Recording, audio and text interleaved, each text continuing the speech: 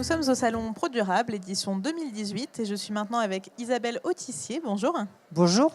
Isabelle, vous êtes présidente du WWF France et vous venez de participer à une plénière intitulée Nature égale futur pour une nouvelle alliance avec le vivant. Mais j'imagine que certaines personnes n'ont pas pu assister à cette plénière. Qu'est-ce qu'on peut en retenir ?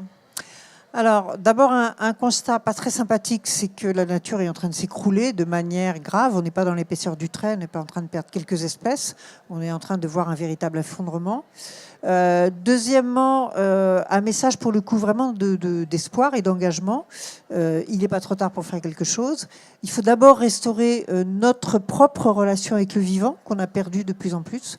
On s'en est éloigné, alors que, autre message de cette plénière, le vivant est une source d'inspiration absolument extraordinaire. Et chacun, là où on est, et en particulier les entreprises, qui sont des grandes utilisatrices, entre guillemets, du vivant, il y a beaucoup de choses à faire, il y a des choses qui commencent, on a eu des témoignages, et puis là aussi, il y a encore tout à faire. Est-ce que vous pensez qu'il est possible de mettre en œuvre une économie qui soit en harmonie avec la nature, ou même qui la restaure ? Alors, on n'a pas trop le choix. On n'a qu'une seule planète, jusqu'à preuve du contraire. Nous utilisons tous les jours la vie qui existe sur cette planète. Si nous détruisons cette vie, nous nous détruisons nous-mêmes. Donc on ne peut pas imaginer des entreprises qui, étant conscientes de ça et ayant les moyens de faire autrement, continuera à dire non, nous, on est d'accord pour se tuer nous-mêmes. Donc voilà, on n'a pas trop le choix. Maintenant, les moyens pour le faire sont parfois un peu complexes. Et c'est là qu'il faut y réfléchir, mais il faut réfléchir vite parce qu'on n'a plus énormément de temps devant nous. Justement, quels sont ces moyens ? Est-ce qu'il y a déjà des exemples de bonnes pratiques à suivre ? Il y en a plein, heureusement, des exemples de bonnes pratiques. Il y a de plus en plus d'entreprises, pas seulement des grands groupes, il y a des grands groupes bien sûr, mais on a eu le témoignage là d'une entreprise, je pense que je peux la citer, c'est Guerlain, avec les abeilles, qui nous expliquait comment ils allaient au secours en quelque sorte de certaines races d'abeilles particulières.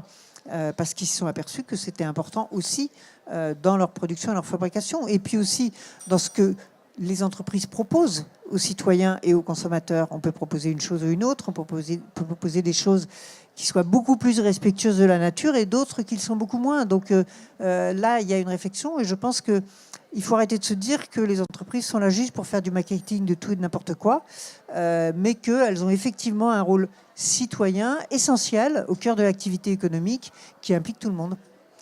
On parle aujourd'hui de biomimétisme, de permaéconomie, d'économie régénératrice. Est-ce que c'est ça l'avenir de l'économie ? Alors, ça l'est en partie parce que c'est des modèles extrêmement nouveaux qu'on a peu explorés. Et en général, les choses nouvelles sont souvent produisent beaucoup de belles choses et beaucoup de choses intéressantes. Donc oui, bien sûr, tous ces concepts sont importants. Mais il y a des choses, j'allais dire, qui sont presque plus simples. C'est de rechercher dans les chaînes d'approvisionnement d'une entreprise à quels endroits elle va impacter la nature, à quels endroits elle va impacter la qualité de l'eau, de l'air, à quels endroits elle va détruire des sols, à quels endroits elle va détruire des espèces ou des milieux pour des espèces, et puis de faire en sorte de modifier ces approvisionnements, de modifier les conditions de production pour qu'on arrête de détruire pour produire des biens. Donc ça, je crois que toutes les entreprises, sans même aller se poser, j'allais dire, des questions extrêmement complexes, peuvent toutes le faire. Face à tous ces enjeux, quel est le rôle de WWF ? Alors nous, on essaye d'être les porteurs de solutions, d'alerte bien sûr, ce qu'on fait depuis longtemps, mais aussi de solutions. Ça peut être des solutions au niveau politique, sur lequel on travaille avec le législateur. Ça peut être des solutions au niveau du citoyen, où on propose des comportements pour consommer ou pour vivre différents. Et c'est bien sûr un certain nombre d'entreprises qu'on accompagne pour changer justement leur logiciel de production, changer leur regard sur leur fonction de production et de mise sur le marché pour aller vers des modèles plus durables. Donc construire des certifications durables, les faire connaître, s'y impliquer, essayer d'être plus économe de nature. Merci beaucoup Isabelle Autissier. Je le rappelle, vous êtes présidente du WWF France et nous sommes au Salon Pro Durable édition 2018. Merci, au revoir.